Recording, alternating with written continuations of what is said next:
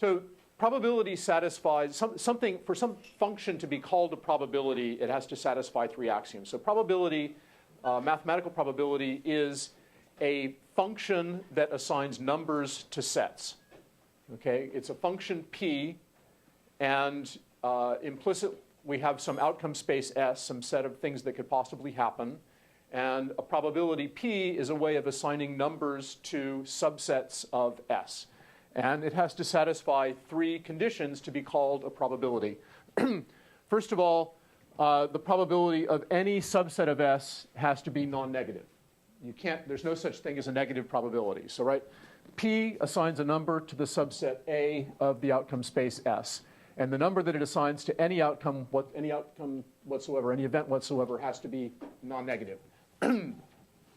Second thing is that the P of the entire outcome space, probability of S, has to be 100%. That is, it's certain that something is going to happen. If the probability of something is 100% or 1, it's said to be sure or certain. Doesn't mean it has to happen, just means the probability that it happens is 1. Okay, so I mean, an example of this is, we talked about tossing a coin, and it could happen that the coin never lands. Right? It's a possibility that a bird swallows the coin, or the coin dematerializes and rematerializes in the center of the sun, or something like that, right? But the probability of that is 0.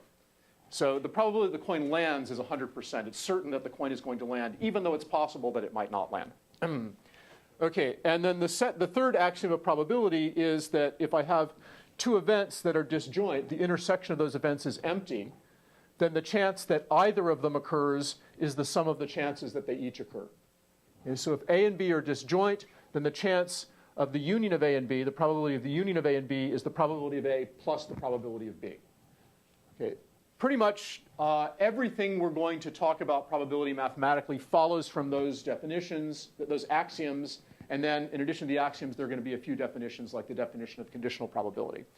Now, this only considers pairs of events, and from pairs you can build up finite sequences, but there's an axiom that's sometimes substituted for axiom 3, this axiom 3 prime, which basically says that if we have a partition of some event A, then the probability of A is the sum of the probabilities of the sets that partition A.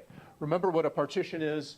It means that every pair of these is disjoint, and the union of them is equal to A. Okay, so everything that's in A is in exactly one of these sets. Okay? Sort of like taking a big set and carving it up into disjoint pieces. Okay, so this is sometimes used. For us, this distinction isn't really going to matter, but that this is just technical stuff.